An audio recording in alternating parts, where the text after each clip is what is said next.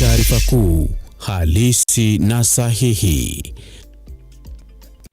Naam, Saum makbul kwa ndugu zetu wa Kiislamu. Karibu kwenye taarifa zetu mchana wa leo. Jina langu ni Fiona Kinga. Tuko na mengi tumekuandalia, lakini kabla tuja kutaarifu taarifa ambazo tumeweza kuzipa kipaumbele, wacha mwanzo tupate yaliyomo.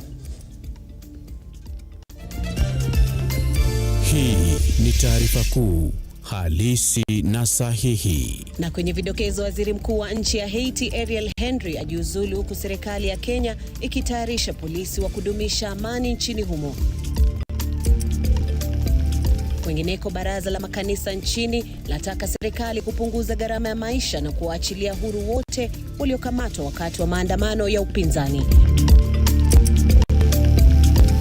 Mshukiwa mmoja ujambazi auawa na polisi, huku wenzake 5 wakifanikiwa kutoroka wakiwa na majeraha ya risasi. Hii ni taarifa kuu, halisi na sahihi. Karibu kwenye taarifa zetu, andamana nasi hadi tamati. Waziri wa nchi ya Haiti Ariel amejiuzulu rasmi kutoka kwa wadhifa huo. Kujiuzulu kwake kumejiri saa chache baada ya Marekani kumshauri kuzingatia maslahi ya nchi na kuweka mazingira salama ya kufanikisha uchaguzi nchini humo. Wiki jana, waziri huyo alizuru nchi ya Kenya na kutia saini makubaliano ya serikali ya Kenya kuwapeleka maafisa wa polisi nchini Haiti kusaidia katika kudumisha amani.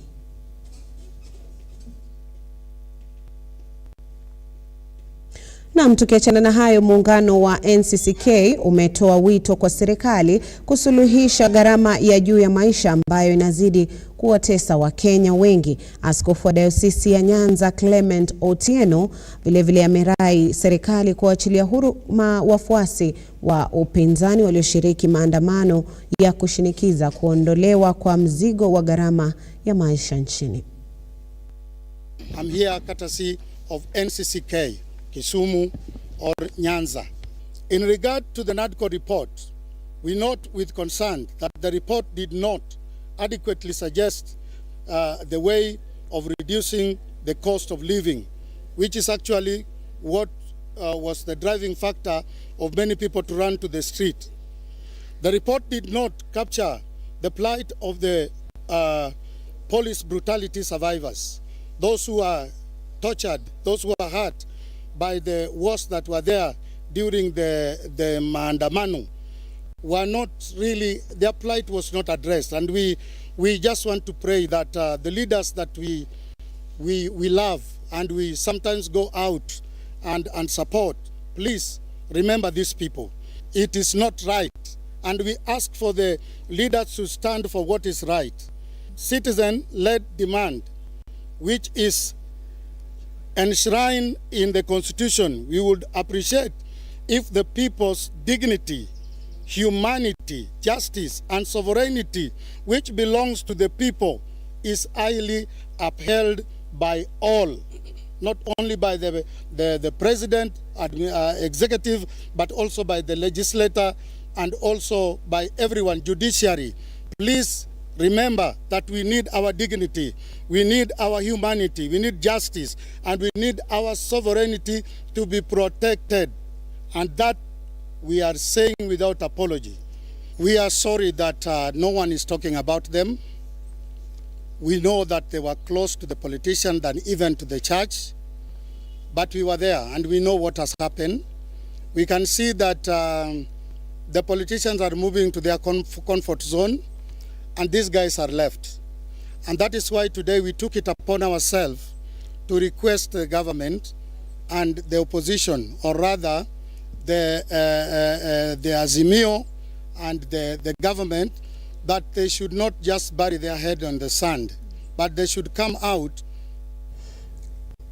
Na tukiachana na hayo, mwenyekiti wa bodi ya hazina ya Uwezo Fund Ungana amewataka Wakenya wanaochukua mikopo kuhakikisha wanalipa mikopo hiyo kwa muda ufaao. Kulingana na Ungana, hazina hiyo imerekodi deni ya bilioni 1.5, huku baadhi ya Wakenya wanaokopa pesa hizo wakishindwa kulipa. Aidha, amewataka wote waliokopa ama wanaochukua mikopo ya hasla kutumia mikopo hiyo kujinufaisha kimaisha na kuboresha biashara zao. Our recovery strategy is to increase our capacity building, increase our sensitization, because the majority of the money that is out there was due to the initial fund beneficiaries. But right now we are doing sensitization programs, we are doing capacity building. People are well informed that this is not a grant, this is a loan, that once we give them out, we are following up on the repayment rate. And we have seen quite a big improvement in terms of our repayment rate than what it was previously. So we are working closely even with the Ngao team to make sure that our beneficiaries, even as they receive the fund, they are repaying. In different areas, we are looking at what is predominant in those particular areas. There are areas where we are focusing more on oil, edible oil. There are areas where we are focusing more on the leather chain, and those are areas which we are giving more attention, we are giving more focus to ensure that they are more empowered, they are more facilitated to be able to do that.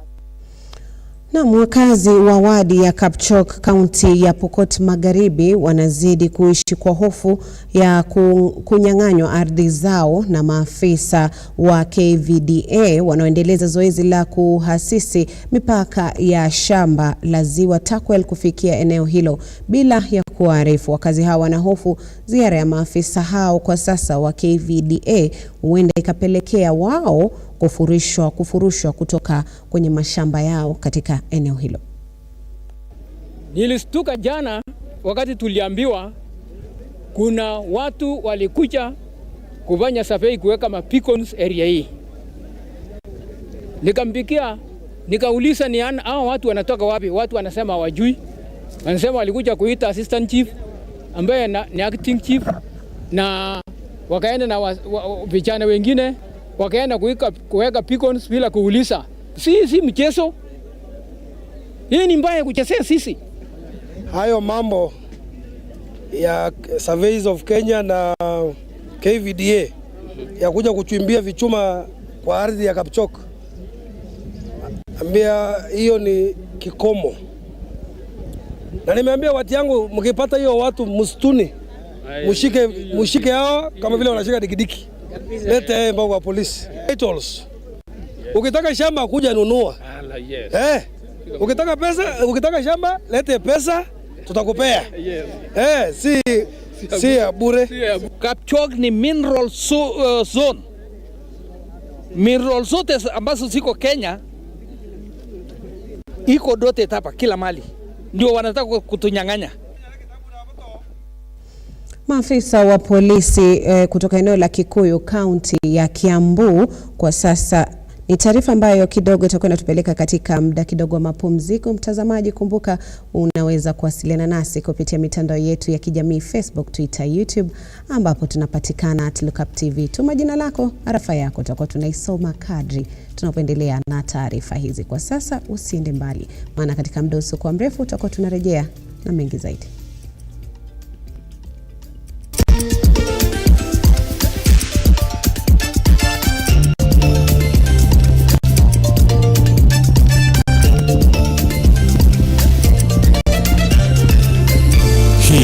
Ni taarifa kuu, halisi na sahihi.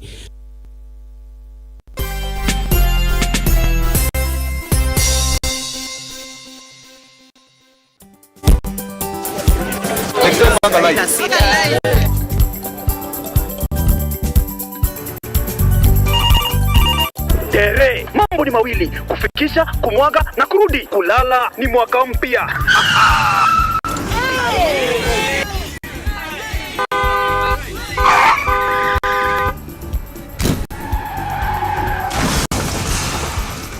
Muka we mse.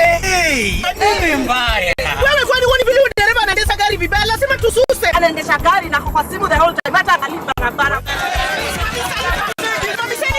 Tusimame. Wewe dereva wewe, mwaka iliyopita peke yake watu zaidi ya 1000 walipoteza maisha yao barabarani kwa sababu ya tabia kama hizo. Hautatuangamiza tukiona. Naomba msamaha, nitampeleka vizuri. Si wameomba msamaha. Sasa sasa tuende tusafiri kwa mwendo wa aste. Dere Smart hufikisha abiria salama. Ujumbe huu umeletwa kwako na NTSA kwa ushirikiano na European Union.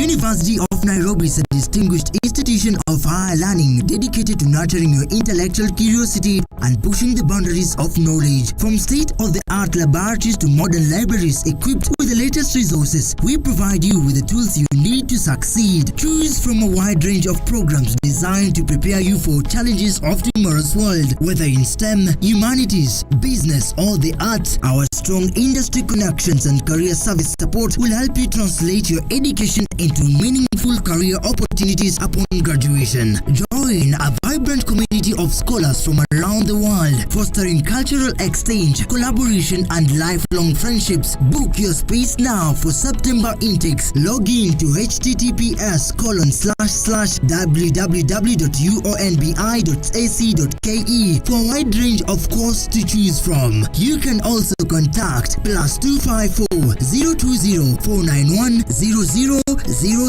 or email us at pr@ounbi.ac.ke.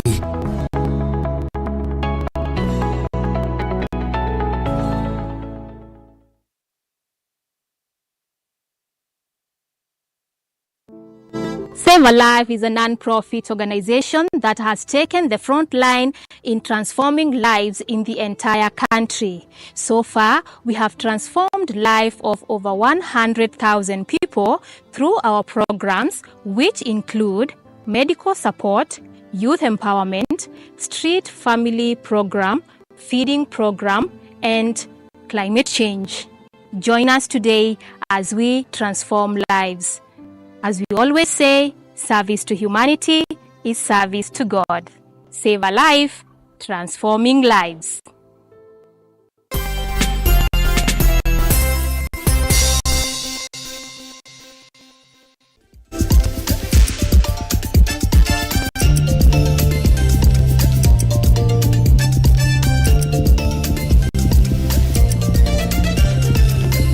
Hii ni taarifa kuu halisi na sahihi.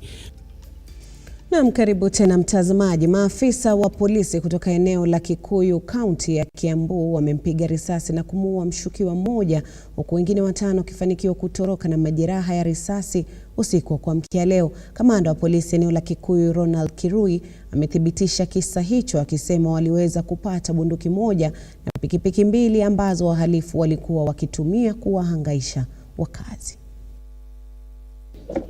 And they were robbing one of the tenants here. Officers responded very swiftly, and when they reached this place, those robbers fired on them, and an exchange of fire ensued. That led to one of the robbers fatally being injured. There were 6 in number, armed, and they had started dropping the victim, who is a family. At that moment, they had already taken their phones. They had already started transferring money from the bank to the M-Pesa, but they were not successful. In that process, we were able to recover the phones which had already been stolen, a laptop, a jacket, and recovered the firearm, an improvised firearm, Jericho firearm. I want to appreciate the member of the public who gave us the report, who alerted the officers who were on patrol, who responded very swiftly, and were in a position to gun down one of them. We suspect the other robbers who managed to escape.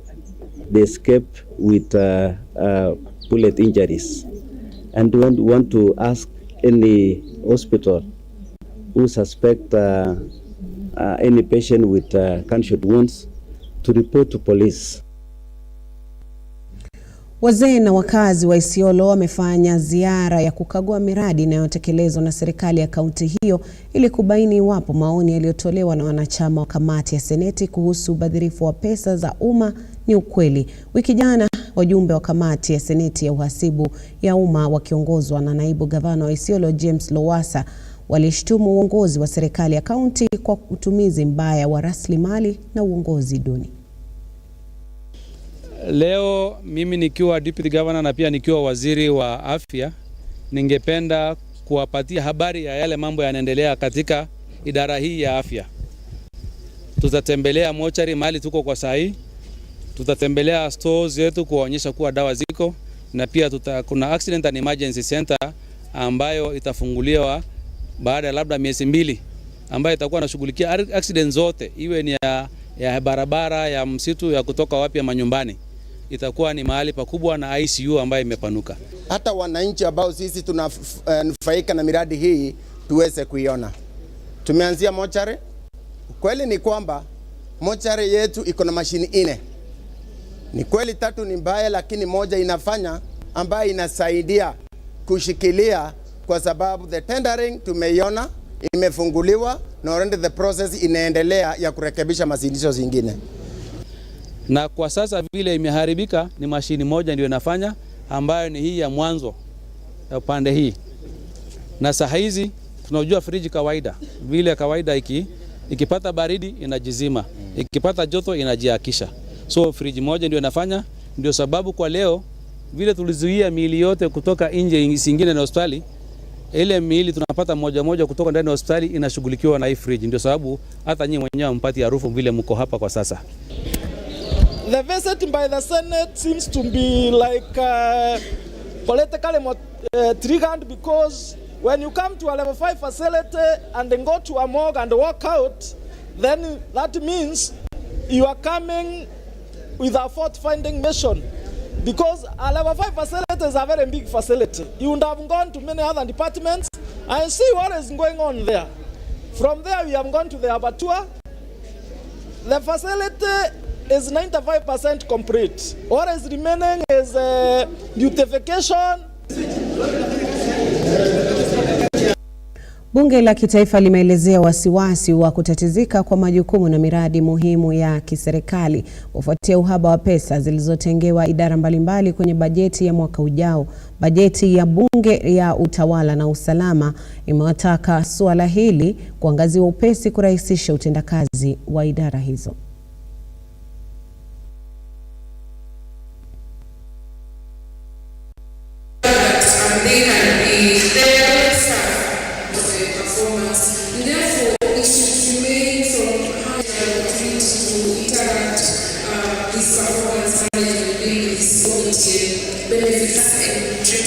Budget allocation.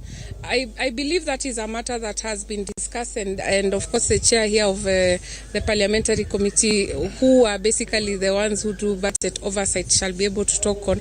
But from where we sit, I think even yesterday in the cabinet dispatch, we saw that this is one clear impact of what we've been doing in terms of the ministerial discussions, that where we are moving from cash-based to accrual-based kind of budgeting. So a lot of these discussions are spurring very positive policy decisions. The State Department of Performance and delivery is a very critical state department, which ensures that the government delivers to the promises and the pledges that made to the Kenyans.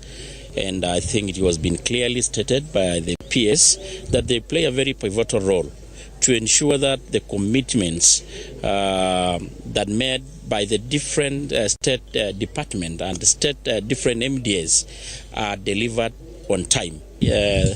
Recently, about a week ago, we had an engagement on what is known as BPS, and they had a budget of about 300, about slightly 400 million, which is really the shortfalls largely affects performance of their targets.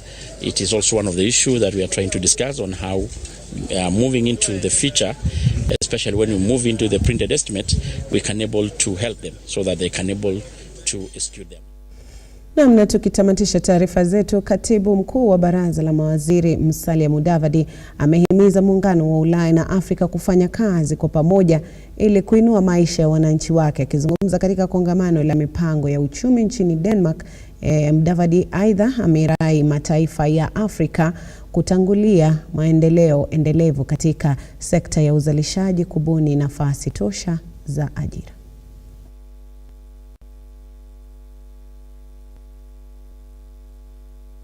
Re-engineering of that space. And the fourth and maybe final point I would bring out is the need to continue looking at the international financial architecture. Africa is saddled with a lot of debt, and it's choking the ability of governments to be able to deliver goods and services and needed development to their people. So the whole idea is to re-engineer so that access to finance can be broader and also more affordable. That is literally concessionary. And Kenya, through President RUTO, in conjunction with the World Bank, are hosting an IDA 21 replenishment. IDA 21 is the concessionary window of the World Bank to support the less developed countries. And this is a big opportunity at the end of April this year. For this convention, it's going to be at high level, heads of state level. We hope Denmark can participate. Africa is just developing so quickly, and there is a huge potential. 6 out of 10 of the world's fastest growing economies will be seen in Africa. Very close cooperation in many different areas, and now we have the opportunity while you are here going to other. Mtazamaji, taarifa hiyo ndiyo inatutamatishia taarifa zetu mchana wa leo. Jina langu ni Fiona Kenga, mzalishaji wa taarifa hizi akiwa ni Henry Tende, na pia mwelekezi wangu mkuu Shila Kai, bila kusahau kikosi kizima kilichoweza kufanikisha taarifa hizi. Kuwa na siku njema, siku mwanana, na uendelee kutazama vipindi vilivyosalia. Tukutane tena mwendo wa saa 1 kamili saa za Afrika Mashariki. Kwaheri.